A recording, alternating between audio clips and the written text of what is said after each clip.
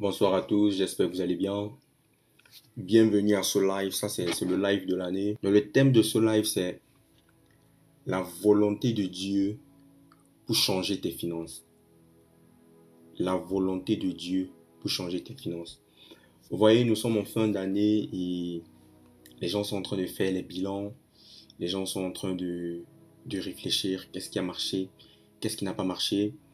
Et certaines personnes sont déjà en train de prendre des objectifs. Et pour ceux qui me suivent sur mes différents réseaux, vous avez certainement lu ce post où je disais que le problème, c'est souvent que chaque fin d'année, on prend de nouveaux objectifs et on recommence à zéro. Alors que ceux qui réussissent ne sont pas des personnes, permettez-moi un instant, ne sont pas des personnes qui recommencent à zéro, mais ce sont des personnes qui ont appris à continuer, pas à recommencer à chaque fois.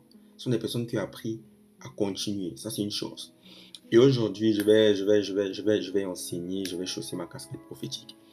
Donc, sois connecté et attends-toi à ce que Dieu te réponde et te donne une orientation pour ta vie.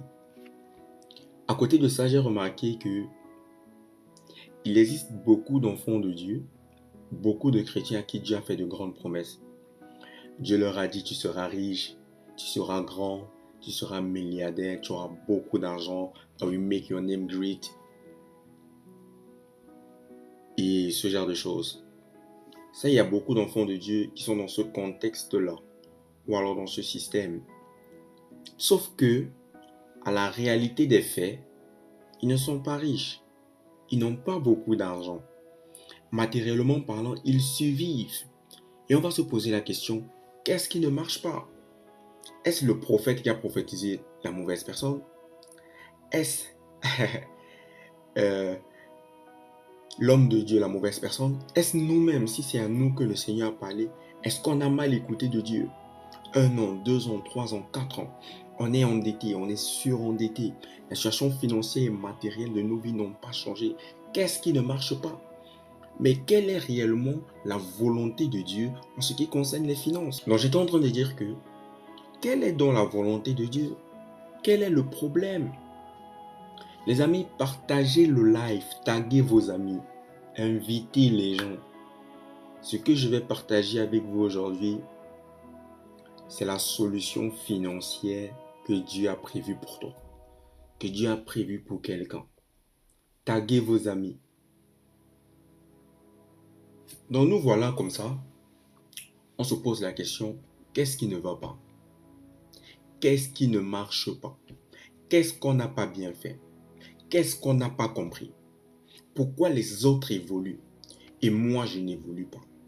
Pourquoi est-ce que pour les autres ça se passe bien et pour moi ça se passe mal? Est-ce que Dieu est un menteur? Est-ce que j'avais mal compris Dieu? Qu'est-ce que je n'ai pas fait? On se retrouve en train de se poser une panoplie de questions. Et très souvent, on n'a pas la réponse. Mais ce soir, je vais te donner une réponse biblique. Si tu es dans ce problème, si tu es criblé de dettes, si tu passes par des moments difficiles et que tu es endetté, et la dette ne fait que s'accroître, et tellement la dette s'accroît qu'on va saisir ton domicile, on va saisir tes biens, on va même prendre tes enfants en esclavage, tellement tu es surendetté. Il y a la prière qui est une solution, qui est un début de solution, mais vous conviendrez avec moi que certains fois on prie, ça ne change pas. Surtout que la prière n'a pas pour vocation de rendre riche. Sinon, tout le monde serait riche. Si la prière enrichissait, tout le monde serait riche. Donc, qu'est-ce qui ne va pas? Et pour apporter la réponse à cette question, nous allons ouvrir nos Bibles dans le livre de 2 Rois, le chapitre 4. On va lire du verset 1 au verset 7.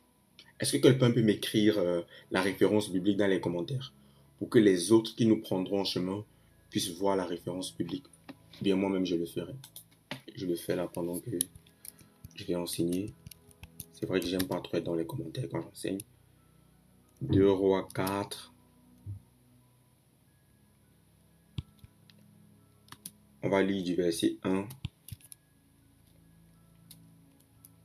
Du verset 1 au verset 7.